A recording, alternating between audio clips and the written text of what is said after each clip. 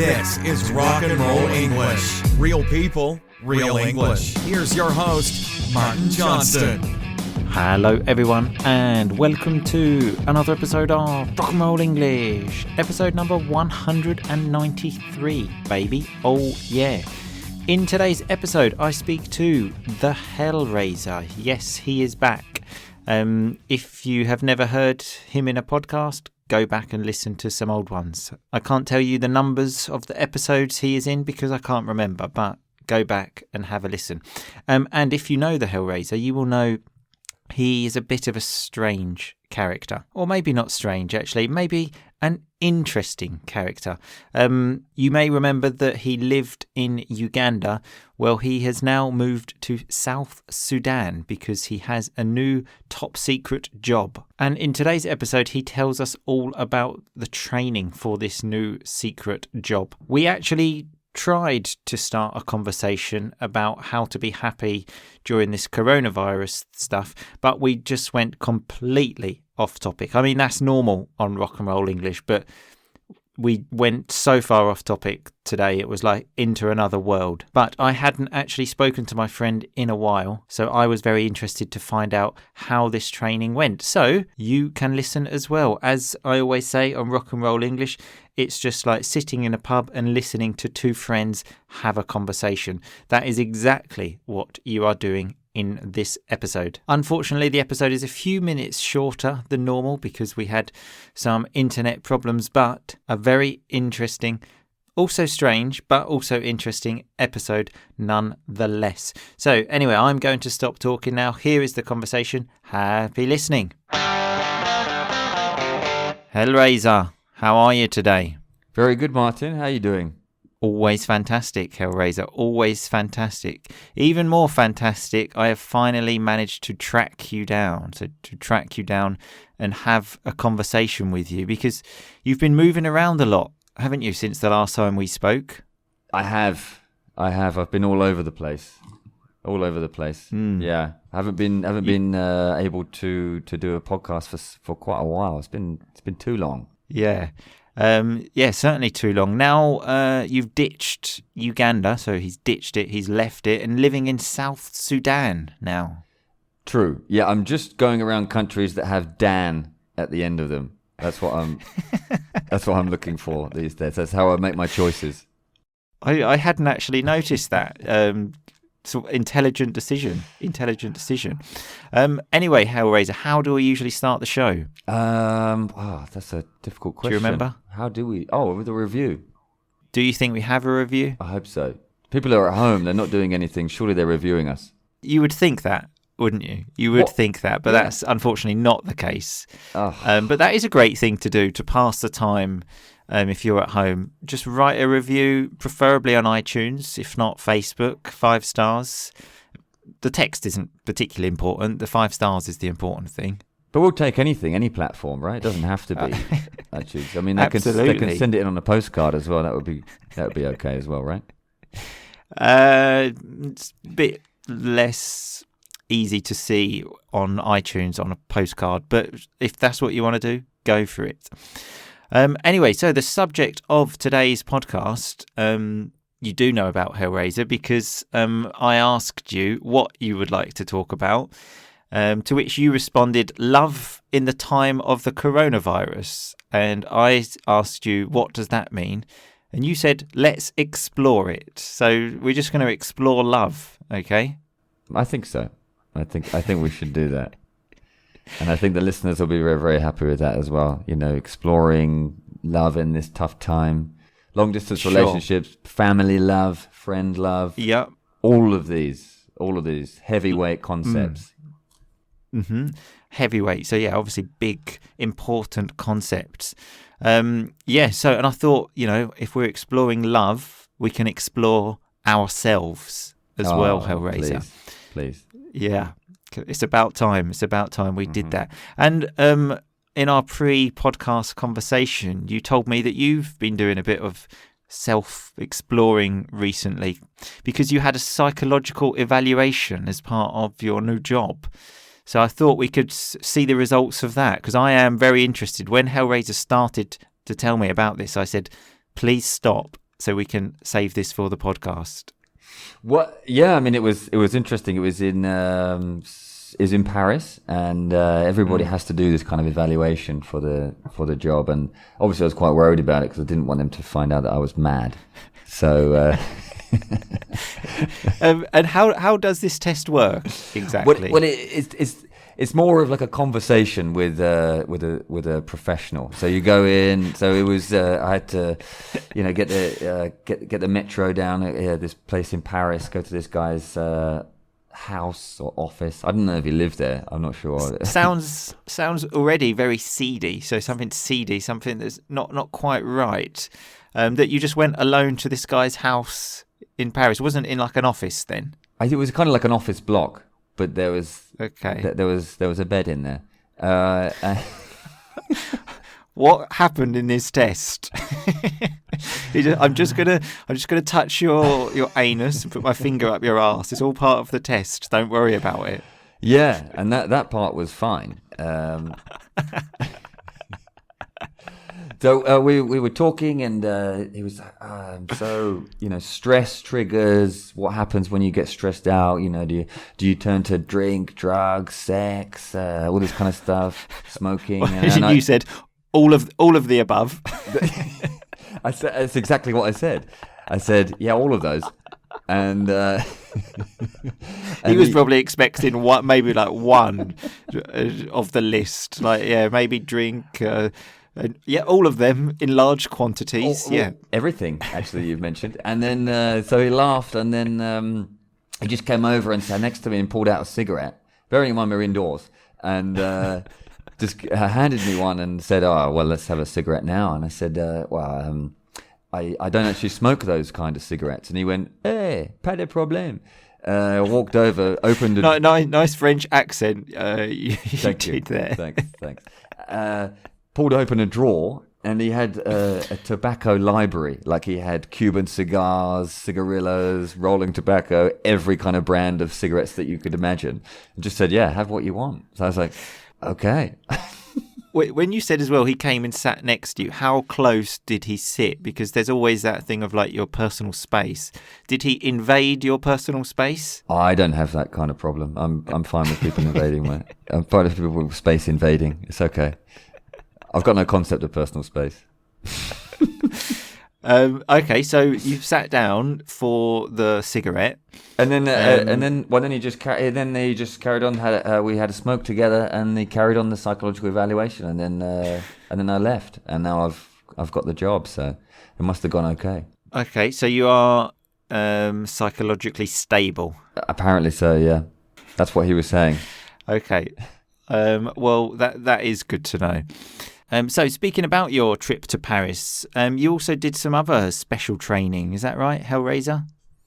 Yes. Yeah, they took us away from Paris to do some like enhanced training, which was basically shutting us up without internet in the middle of the French countryside and pointing guns at us. It was like a fake. Your standard job training. Of, most people, like come in a week early, get to know the ropes. So to get to know the ropes, to understand what's going on, and you just had to go to Paris and get someone to point guns at you. I think we should maybe mention that the Hellraiser used to work at a concrete factory in Uganda. So it's a little bit different, bit of change of career. Well, I mean, there was quite a lot of guns at the concrete factory as well, so it's not out of context completely. But these were more planned guns, and we had to do. So basically, the whole concept of it was that we were going to a different country. So when we got to this place, which is essentially just a village in the middle of nowhere, we would have to go through customs. And there were actors there, and they were playing the customs officers, and they would give us a hard time, see how we reacted, all this kind of stuff. So I went there, and because I've been to Moscow, I've been to Russia, so I have a Russian visa. So we had to hand over our passports. So I gave my passport to the guy, who's sitting there with an AK-47 in this little hut, and all in like which is a machine gun, quite a strong weapon. That one, isn't it? It's not like a little knife, is it? No, he did have one of those as well, though. And just in case the machine gun didn't work, he can kill you with a knife. I guess, in case he ran out of bullets, I imagine.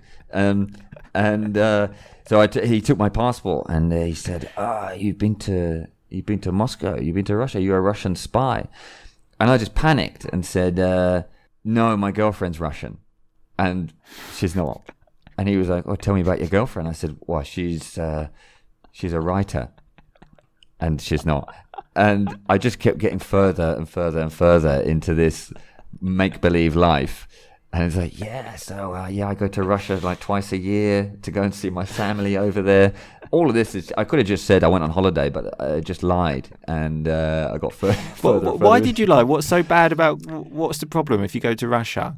I don't know. I panicked, Martin. The guy had a gun. High-stress situation. What am I supposed to do? Some people, shit themselves. Literally, I just made up a lie. And were you found out in the end? How did this end? Well, I mean, I'm here, aren't I? It was fine. And so, what other things did you do on this training? I don't know how to call it. I suppose you're training in Paris. We had people come into the office. So come into the office with balaclavas, guns, shooting like fake rounds, so shooting in the air. Okay, so you were just working at a computer, and then some people just ran in with guns and started shooting. Is this right? We were having a meeting. I wasn't on a computer. Oh, okay, totally normal then. Totally normal. Normally at work, we have a meeting every Friday. Actually, all the teachers. And it's quite often we get people running in with guns. It's just like, oh God, here they are again. Yeah, it's annoying, isn't it, when you're like in the middle of a good point, like a crucial part of the presentation.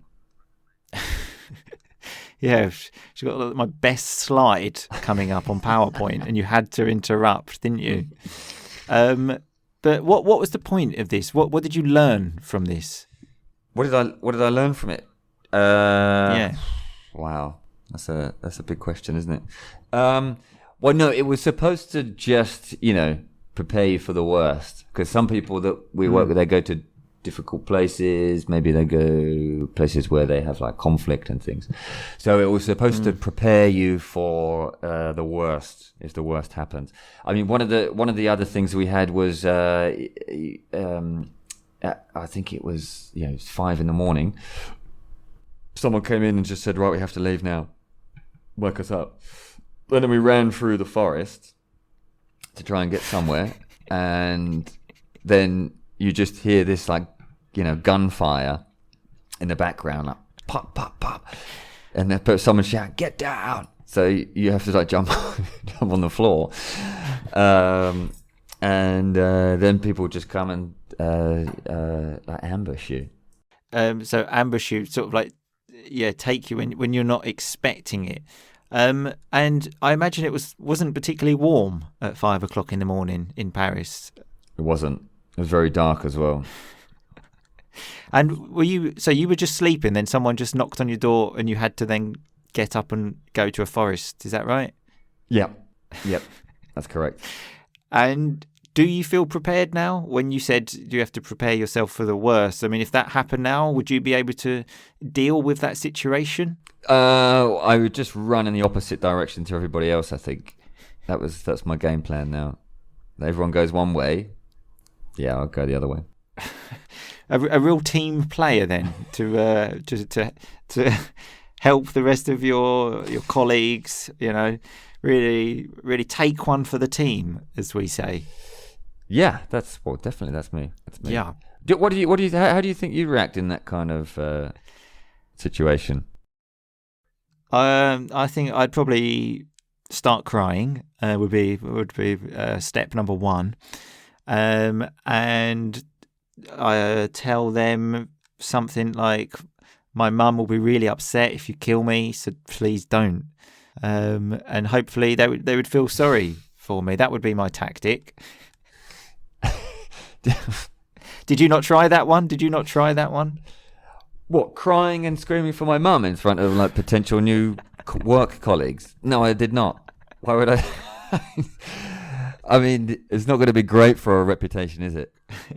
Just starting off crying, screaming for your parents as a man in my mid-30s. But because the strange thing is that you work in an office. This is why I find it strange, and you're not. That sounds like military training to me. Right. Well, it's just to prepare you in a small way.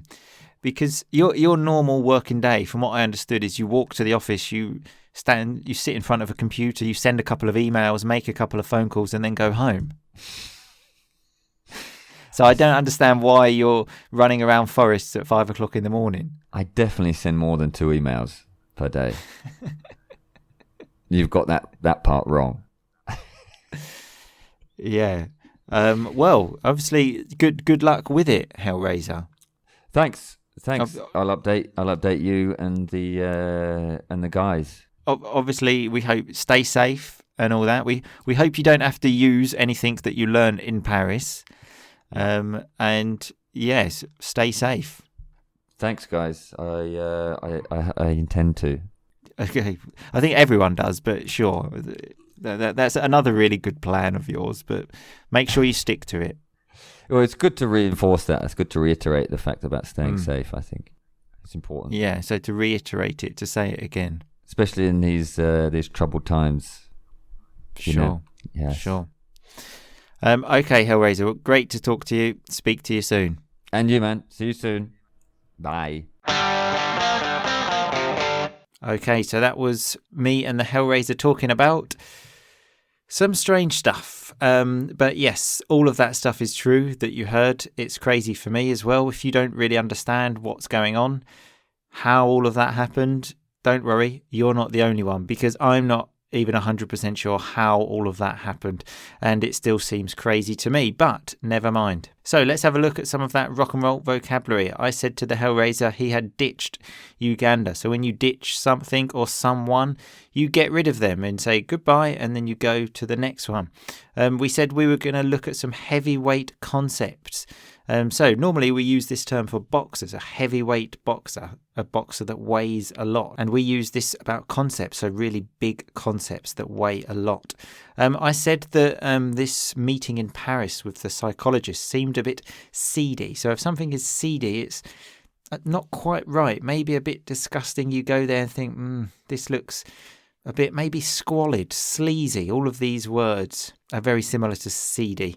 I said as well, when you start training in a new job, you do it to get to know the ropes. So to get to know the ropes, to understand what happens, basically. The Hellraiser then told us they had people storm the office, so people that just ran in and basically attacked them. Yes, I know, a very crazy thing, but a very interesting story. He said they also had people shooting fake rounds. So a round of bullets, let's say you have a gun and you shoot all the bullets and then you need a new round of bullets. I don't know much about this because I've never shot a gun in my life. I don't intend to either, but that's what it means. He then said they had people ambush them. So when you ambush someone, it's when you attack them when they don't expect it. And then I described the Hellraiser as a team player, and I said, take one for the team.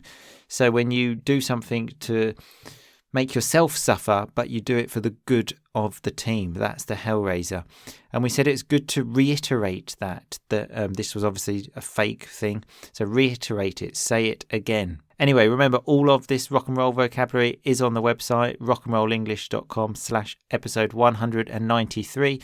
I will see you all again next week, people. But in the meantime, just keep on rocking, baby.